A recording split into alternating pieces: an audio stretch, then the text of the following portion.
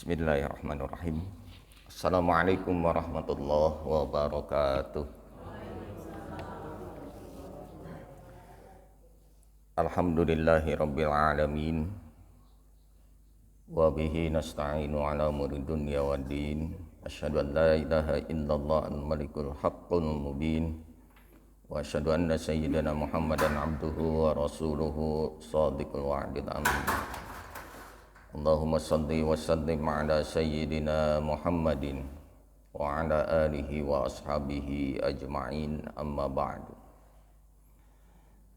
Fa ya ayyuhal hadirun, usikum wa nafsi bitaqwallah, ittaqullaha haqqa tuqatih wa la tamutunna illa wa antum muslimun. Wa qala Allah ta'ala fi kitabil karim, a'udzu billahi minasy syaithanir rajim. Bismillahirrahmanirrahim. Yarfa'illahu alladhina amanu minkum walladhina utul ilma darajat. Al-ayat. Shadaqallahul azim. Bapak-bapak, ibu-ibu, jamaah Masjid At-Ta'awun yang dirahmati Allah Subhanahu wa taala. Alhamdulillah, kita panjatkan puji dan syukur kehadirat Allah atas segala nikmat, karunia dan juga anugerah yang tiada terhingga kepada kita semua. Dan pada pagi hari ini kita dapat hadir di masjid untuk melaksanakan salah satu kewajiban kita kepada Allah, yaitu melaksanakan sholat subuh berjamaah, dan kita lanjutkan dengan sama-sama thalabul ilmi di masjid ini. Semoga ibadah kita, amal soleh kita diterima dan dicatat oleh Allah Subhanahu wa ta'ala. Salawat serta salam semoga terlimpah curahkan kepada junjungan alam, kepada Nabi besar Muhammad sallallahu alaihi wasallam. Bapak-bapak, ibu-ibu hadirin rahimakumullah. Terlebih dahulu saya sampaikan ucapan terima kasih kepada Bapak dan Ibu sekalian yang mau meluangkan waktu, menyisihkan sebagian dari waktu kita untuk sama-sama belajar. Kemudian yang kedua, permohonan maaf sekaligus ya saya sampaikan mungkin materi pada pagi hari ini tidak seperti biasanya. Kalau Ustadz Koko mengkaji tentang kitab, ustadz-ustadz lain juga sama ya, tapi pada pagi hari ini mungkin sedikit berbeda lah. Kita belajar dari pengalaman ya. Kemudian juga permohonan maaf kepada bapak-bapak sekalian karena kondisi fisik saya kurang fit ya.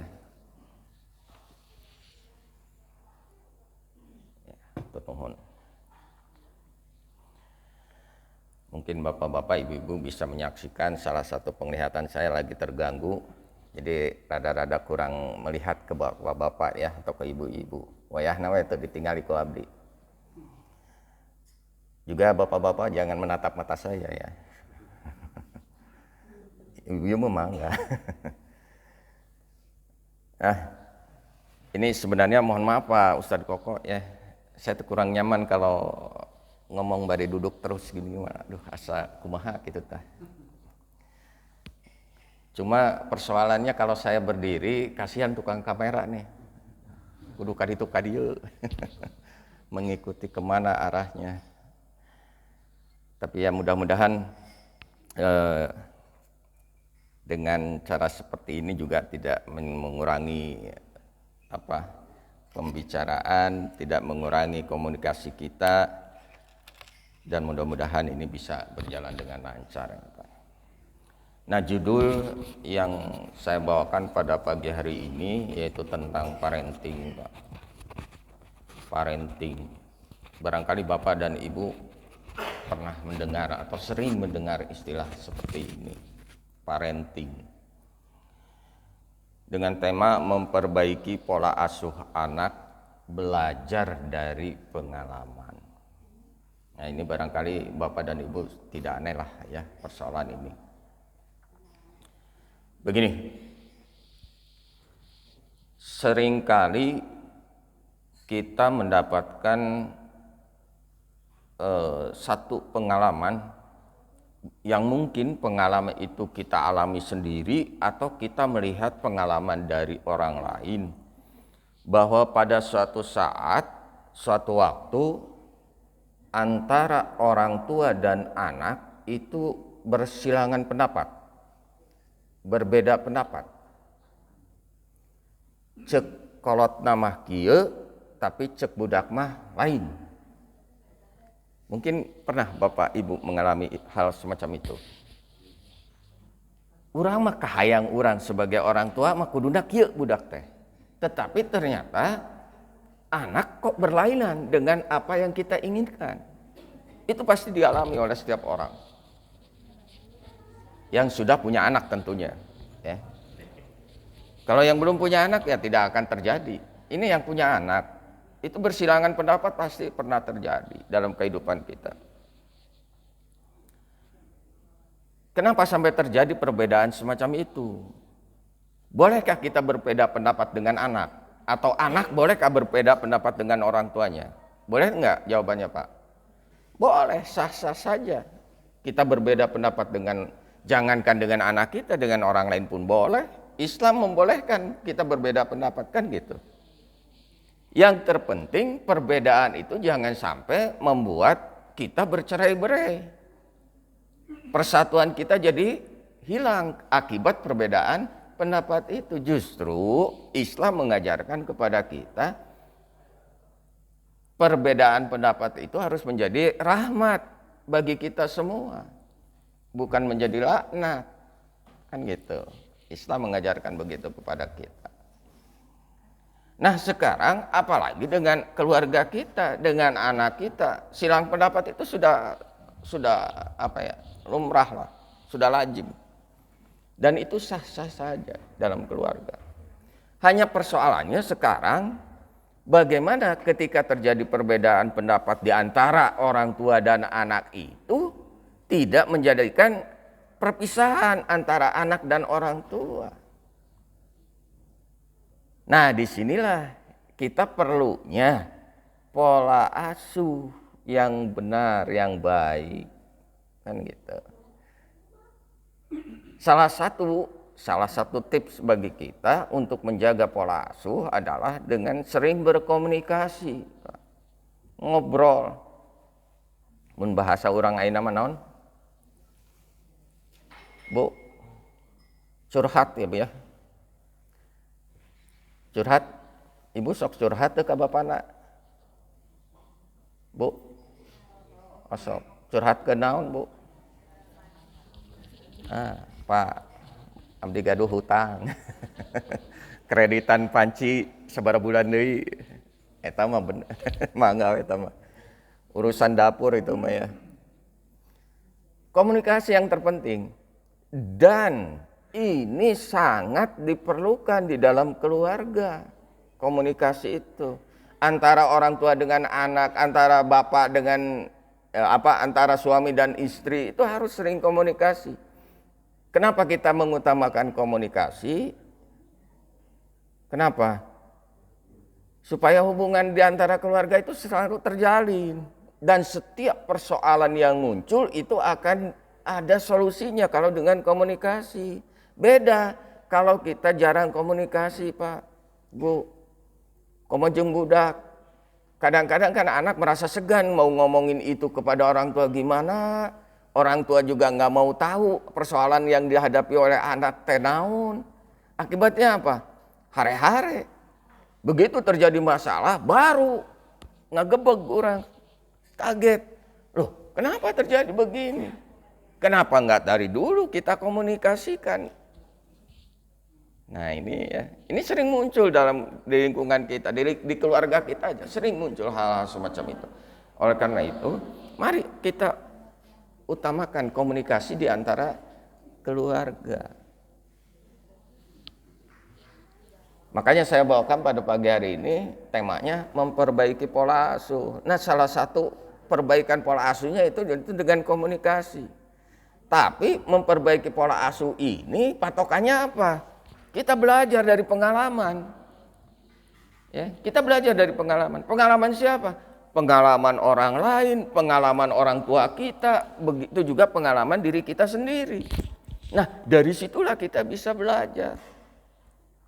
Daya nama, kita tidak hanya belajar dari buku saja, nggak perlu. Dan itu kalau belajar hanya dari buku, kadang-kadang hanya sekedar teoritis saja, kan begitu. Kadang-kadang apa yang diteorikan di buku itu belum tentu sejalan dengan apa yang dialami yang sebenarnya, yang real dalam kehidupan kita. Makanya kita belajar dari pengalaman saja. Cek buku mah kadang-kadang hijau, tapi dalam dunia nyatanya tidak demikian. Ya itu yang sering terjadi. Baik, Bapak dan Ibu sekalian, ini mungkin kita tadi saya katakan tidak seperti biasanya pembahasan kita pada pagi hari ini tidak berkaitan dengan kitab, ya, tidak berkaitan dengan materi keagamaan, materi keislaman, tapi kita coba mengungkap satu materi yang ada kaitannya dengan kehidupan kita. Oke. Nah, ini saya tayangkan dulu salah satu video, ya. Bapak dan Ibu silakan simak video ini. Suaranya. Kedengaran? Pak, kedengaran suaranya, Bu?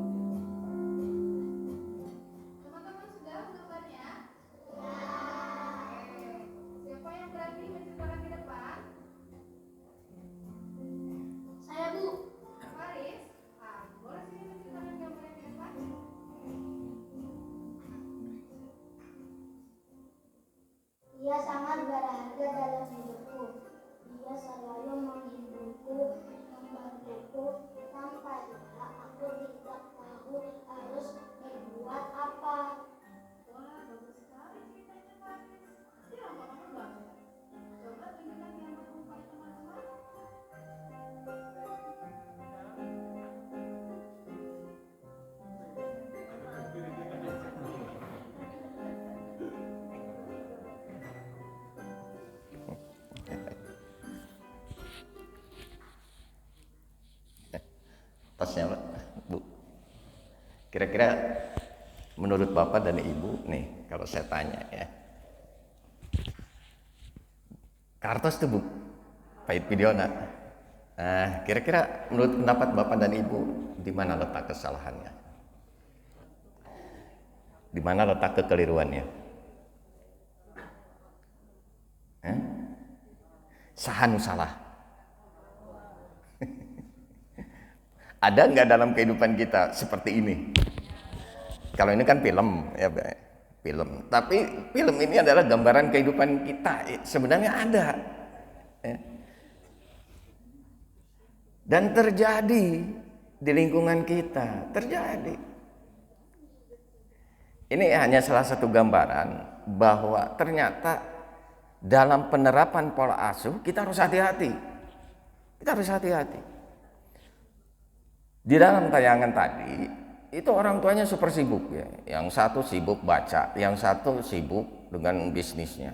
Sehingga anak tidak mencekurang mata urus, tidak keperhatikan. Malah yang terjadi apa? Ketika anak minta sesuatu, minta dibantuin pekerjaan rumahnya, malah dikasih HP, sok peangan sorangan searching dina Google, kan gitu. Ada nggak di kita yang model gitu? Ada. Peangan cari di Google, ada. Sekarang kan zamannya udah canggih ya, apapun ada, bisa kita cari dan kita temukan solusinya di Google. Makanya jangan heran ketika di akhir episode anak menjadi seperti tadi. Atau budak ngaranagenya diberi HP mah. Atau teu. Atau awalnya orang tua niatnya baik supaya anak mencari ya, belajar, tapi yang namanya anak begitu diberi HP menaon terjadi? Belajar enggak? Wah sibuk sambil main, sambil pokoknya itulah yang terjadi di dunia anak. Dan kita tidak bisa menyalahkan anak pada saat itu ya, tidak bisa menyalahkan anak. Yang harus kita pertanyakan pada saat ini adalah apa yang sudah kita lakukan di masa lalu kepada anak kita. Itu yang harus kita tanyakan. Nah, oleh karena itu marilah kita perbaiki pola asuh kita ya. Oke. Berikutnya. Ini salah satu definisi atau pengertian parenting ya. Ya ini yang sudah saya sederhanakan. Parenting adalah orang yang sedang melakukan atau mengerjakan aktivitas sebagai orang tua. Tentunya kalau kita melakukan sesuatu sebagai orang tua kepada siapa? Kepada anak-anak kita ya, atau ilmu tentang mengasuh, membimbing serta mendidik anak dengan cara yang baik dan benar. Nah, itu parenting. Ini perlu Bapak Ibu tahu sekedar untuk pengetahuan ya. Jadi bagaimana caranya kita mengasuh, bagaimana cara kita membimbing, bagaimana cara kita mendidik anak, ini dengan cara yang baik dan benar. Itulah parenting. Atau singkatnya mah yang disebut parenting itu nyata pola asuh kepada anak. Oke, lanjut. Nah, ini sebenarnya yang perlu kita bahas ya. Gaya parenting orang tua dulu yang sebaiknya tidak kita ulangi, ini harus digarisbawahi. Artinya apa? Orang tua dulu itu pernah melakukan parenting. Pernah. Kepada siapa?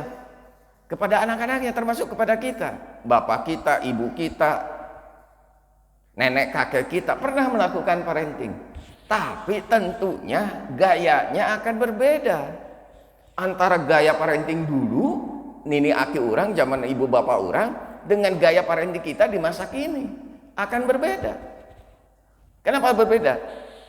Kira-kira jawabannya apa, Pak? Itu dia. Zamannya sudah berbeda. Apalagi anak-anak kita sekarang mah sudah mulai cerdas. Mulai cerdas, kritis dan lain sebagainya. Anak-anak zaman ayeuna mah Bu dipasihan HP anyar gitu nya teu kudu diajaran. Dia ngerti sendiri, belajar sendiri. Beda jeung urang baheula, Pak. Ya. Berbeda dengan zaman kita dulu. Sekian puluh tahun yang lalu. Ke zaman HP-na can masih kene jadul lah gitu ya. Ngan saukur bisa ngirim pesan, teu bisa ngirim gambar, teu bisa ngirim naon gitunya. Serba gampang di zamannya dulu. Tapi zaman sekarang sudah semakin rumit. Tapi anak lebih cerdas daripada kita, lebih pintar daripada kita ngoprek HP mah. Kan urang mah kadang-kadang beli HP anyar kudu mukaan heula buku. Ya buku petunjuknya. Kalau temukan buku paling nanya, cing ieu teh kumaha cara muka HP-na? Cing kumaha cara ieuna? Ieu kumaha? Paling tidak kita gitu. Tapi anak sekarang mah tidak perlu bertanya, tidak perlu ini, ngoprek sorangan, jalan jadi.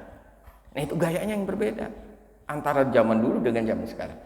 Nah ada beberapa di antaranya gaya parenting orang tua dulu yang pernah dilakukan oleh mereka yang tidak perlu kita ulangi zaman sekarang. Karena apa? Karena tidak sejaman lagi. Artinya bukan tidak berlaku, tapi tidak sesuai dengan zamannya.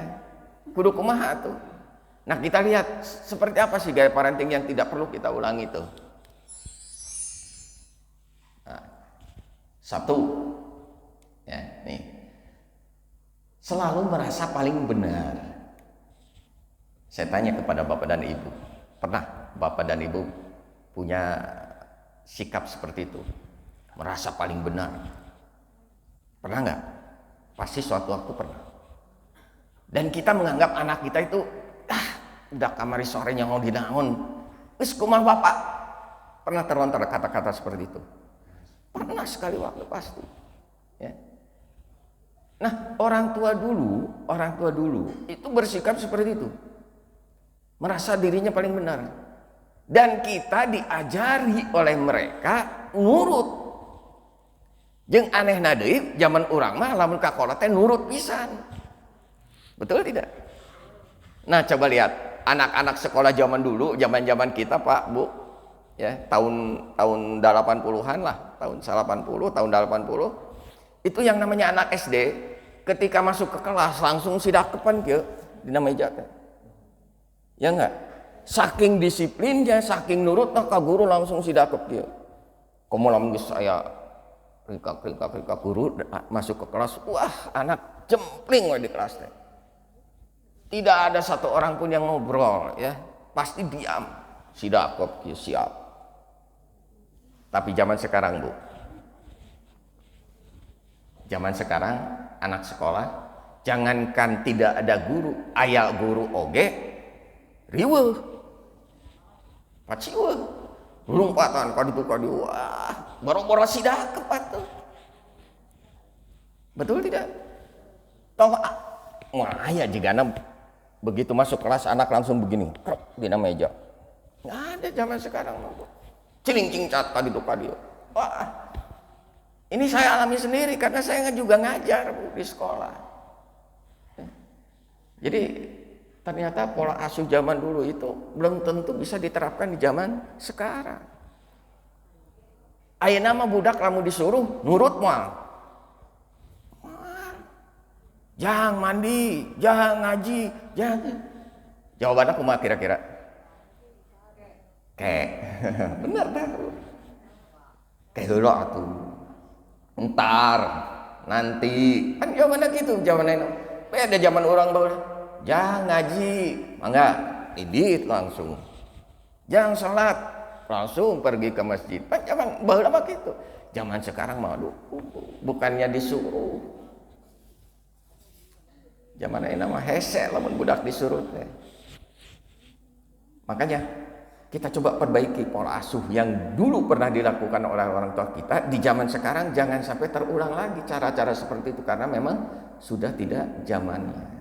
Sudah kurang tepat lah ya. Yang kedua, ini contohnya ya. Nah, ini kata-kata orang tuanya, kamu nggak mau nurut ibu, ngeyel ya. Nah ini sikap ibu itu selalu benar, orang tua itu selalu benar. Padahal belum tentu di mata anak seperti itu. Yang kedua, gengsi untuk minta maaf kepada anak. Ibu sok nyunkeun hampuran tuh kamu urang kali. Bu suka minta maaf nggak kepada anak? Bapak Kadang-kadang ya Pak ya, padahal mungkin kesalahan kita itu akan lebih besar daripada kesalahan anak. Tapi minta maafnya, nah ini yang harus kita pertanyakan. Ya, jangan sampai kita merasa gengsi untuk minta maaf kepada anak sekecil apapun kesalahan yang kita perbuat. Dek, maafkan ayah, dek, maafkan ibu. Kalau ayah dan ibu punya salah, harusnya gitu. Udah nungguan lebaran minta maaf teh. Ya, mending lamun umur orang nepi ka lebaran mah. Begitu kita melakukan kesalahan kepada anak, segeralah kita minta maaf kepada anak. Dan jangan merasa gengsi, ulah gengsian. Minta hampura ka budak, era atuh. Nah, kalau sudah begitu udah kacau ya. Alamat wassalam mereka ditu teh. Nah, berusahalah kita untuk bermurah hati untuk minta maaf kepada anak di setiap kita melakukan kesalahan kepada anak. Yang ketiga, kadang-kadang kita kurang, di zaman dulu orang tua dulu itu kurang menunjukkan afeksi atau kasih sayang, ya, nih afeksi atau kasih sayang. Jarang bilang sayang atau memeluk anak. Bapak sok nyebutkan sayang ke kamu orang kali. Sayang ka dieu. Atau disebut namanya saja. Sok memeluk anak teu. Sok nangkep budak teu. Nangkep mau soknya. Komo nangkep ibu nama. Sering. Pelukan seorang bapak atau ibu kepada anaknya itu memberikan motivasi yang besar buat anak. Secara kejiwaan itu anak merasa dihargai, anak merasa dilindungi, ya, ketika orang tuanya memeluk dia. Dan itu menjadi motivasi besar bagi anak. Beda dengan orang tua yang jarang memeluk anak. Tong boro memeluk anak, ngusap-ngusap kepala ge henteu, ngusap punggung natara. Itu anak akan merasa apa? Orang tua geuning hare-hare. Padahal anak itu ingin sekali dipeluk oleh bapaknya, ingin sekali dipeluk oleh ibunya. Nah, coba sekali-kali kita peluk anak itu. Setiap anak curhat, setiap anak menyampaikan sesuatu, coba kita peluk anak. Supaya hatinya tenang, jiwanya tenang. Ya. Nah, kita coba perbaiki sejak sekarang ya, kita perbaiki. Bilang kepada anak, jangan namanya ya, sebut aja sayang, cantik kan gitu ya. Itu lebih enak kepada anaknya, akan mengena secara kejiwaan. Kemudian yang keempat, kurang percaya ke anak, selalu mengarahkan. Ini yang sering terjadi Pak, Bu. Kita kurang memberikan kepercayaan kepada anak. Dalam hal apa? Dalam setiap persoalan. Di zaman dulu orang tua kita ya sering menerapkan seperti ini. Jadi terpercaya ke budak. Akibatnya apa? Anak akan selalu minder, tidak percaya diri. Disuruh kaharep hararese. Saya punya anak didik kelas 1 SD. Kelas 1 SD. Ketika setiap habis sholat duhur, itu di kami itu ada muhadharah, pidato. Ya. Yang pidato adalah anak-anak. Dari mulai kelas 6 sampai kelas 1. Nah, suatu saat saya minta kepada anak-anak, besok siapa yang sanggup pidato muhadharah ke depan. Itu tiba-tiba anak ngacung kelas 1. Saya Pak, ngacung gue. Saya kaget ya.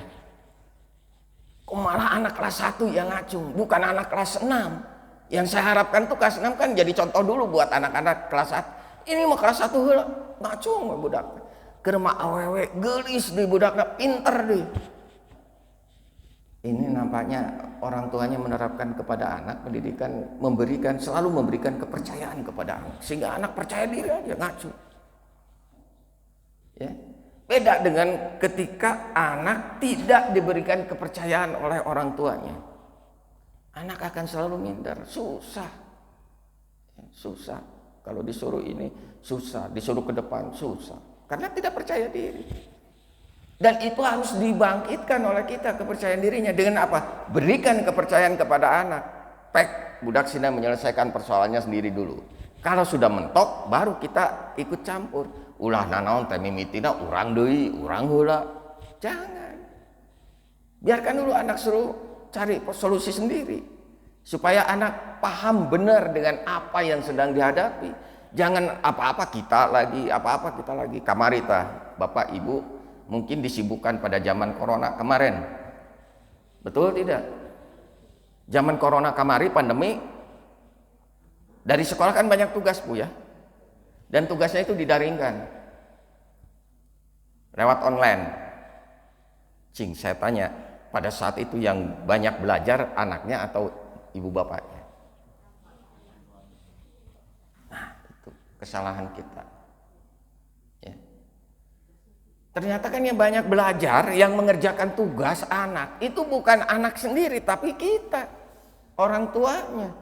Padahal tugas itu untuk anak. Bukan untuk orang tuanya, tapi kenapa kita yang mengerjakan? Ini kesalahan fatal yang pernah kita perbuat. Ya. Budak tiba-tiba, mah aya PR-na di online keun. Ibuna nu muka HP, geus muka HP, cek budakna teh, mah pangerjakeun sakalian. Dipigawe taku indungna dengan rela hati. Dak ke budak teh budak nama ting ka mana cur. Nah itu ya, satu kekeliruan yang pernah kita perbuat. Harusnya kita jangan dulu kita kerjakan, tapi anak dulu. Nih tugasnya seperti ini, tembongkeun ka budak. Sok kerjakan dulu. Nanti kalau kamu tidak bisa, baru nanya ke mama atau ke bapak. Harusnya begitu. Berikan dulu kepercayaan kepada anak. Jangan apa-apa kita dulu yang maju, apa-apa kita dulu yang maju. Jangan. Nah ini yang akibatnya apa? Anak kurang percaya diri. Ya. Ini. Terus jangan sampai terlontar kata-kata seperti itu. Kamu ngerti apa? Udah ikutin bapak aja. Nah itu dia kesalahan yang kedua. Ya. Yang akibatnya anak tidak percaya diri. Jadi intervensi orang tua kepada anak itu terlalu besar. Padahal harapannya orang tua itu hanya sebagai pengarah, bukan mengintervensi harus begini. Pernah Bapak naros kamu rangkali cita-citana bade janten naon? Pernah Pak, Bu? Pernah ya? Nah, kamu nanti kalau udah besar mau jadi apa? Cek budak hayang jadi dokter, hayang jadi polisi, hayang jadi tentara, hayang jadi ini, itu dan lain sebagainya. Geus, cek orang datang, kamu harus jadi insinyur. Tadina film Sidul, ya. Nonton Bu, Sidul, pancek bapakna, kamu harus jadi insinyur. Padahal hal-hal semacam itu tidak perlu kita lakukan. Jadi seolah-olah kita ini berkuasa benar pada saat itu. Padahal tidak perlu. Ya.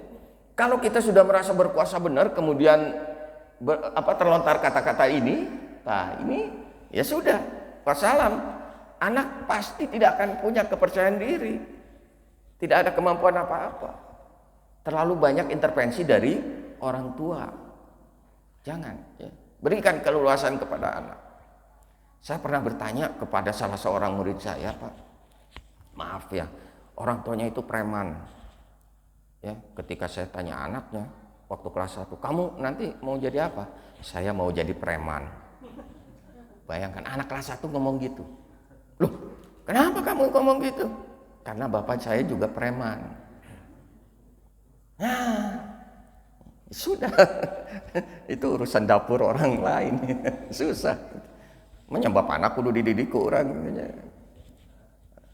Nah ini, jangan sampai terjadilah. Nah berikutnya, kurang mengapresiasi. Ini yang sering dilakukan oleh orang tua kita dulu ya. Kurang mengapresiasi artinya gini. Saat anak mencapai sesuatu yang baik, ya ini, baik besar ataupun kecil, orang tua lebih memilih diam. Walaupun mungkin dalam hatinya ada rasa bangga.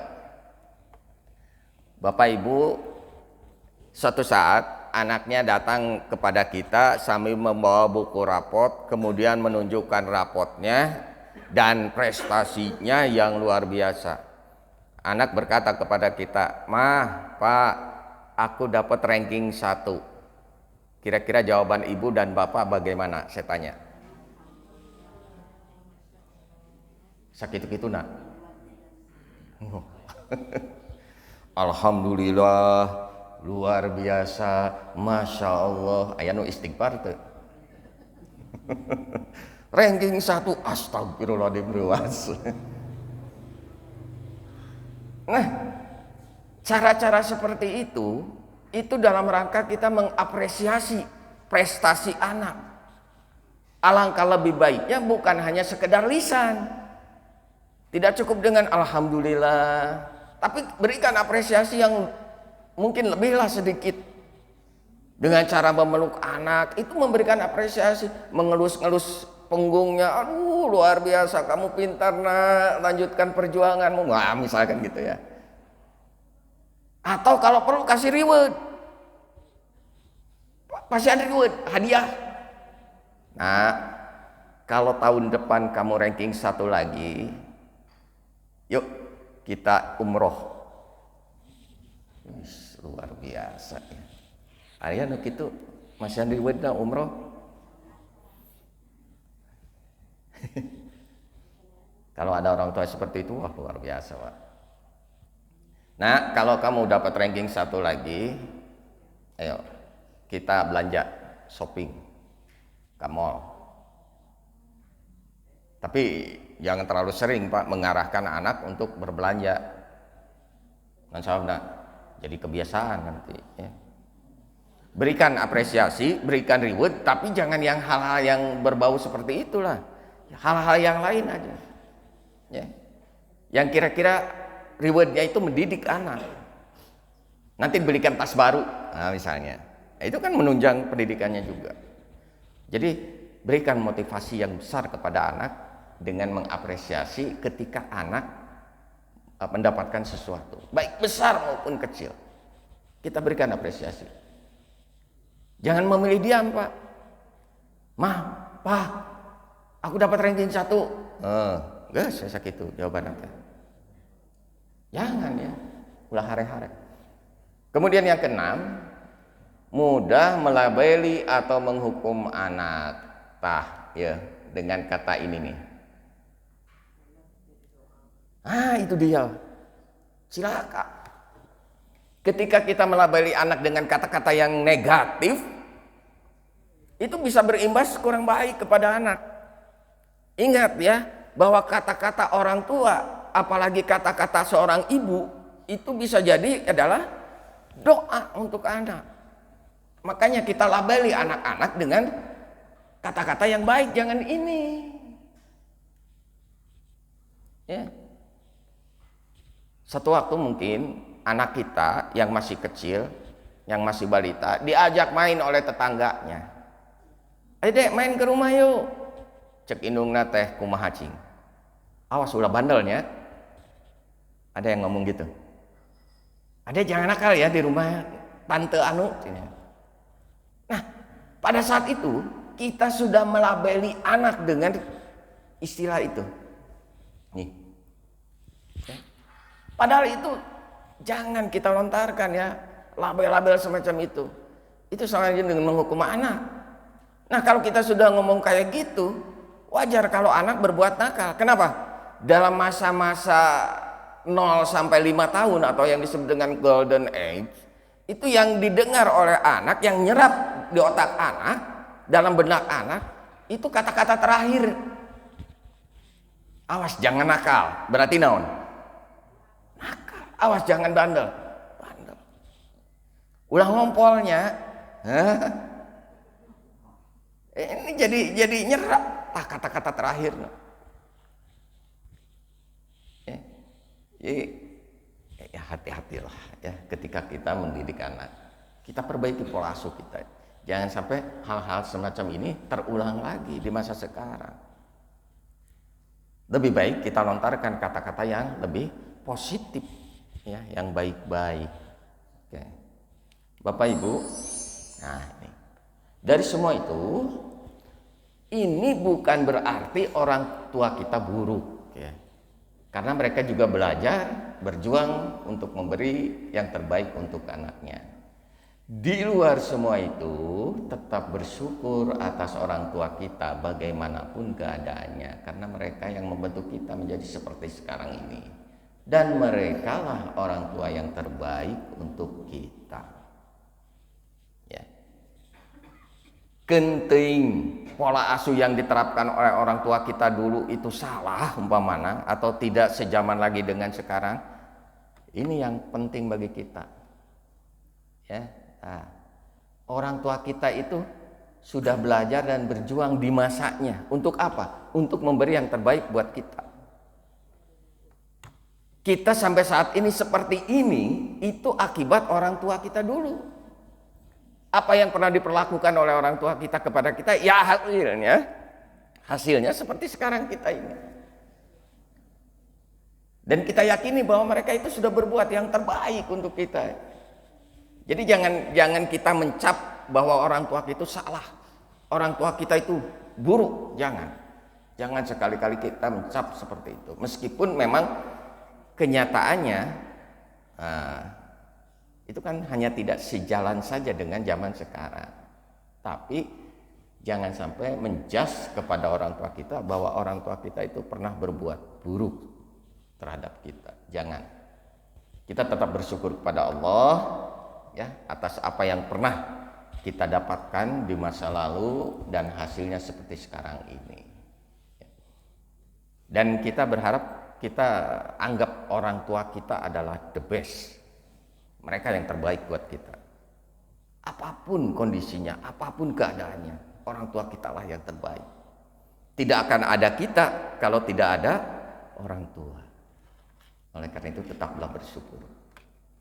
Anishkurli wali walidaik, dan kata Allah dalam Al-Quran begitu, bersyukurlah kepadaku dan kepada kedua orang tuamu.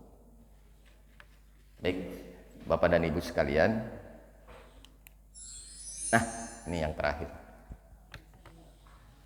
amis gula amis kecap lada cengek lada jinten, lamun aya salah ucap abdi nyuhunkeun di hapunten. Ya. Itu sajalah yang bisa saya sampaikan pada pagi hari ini.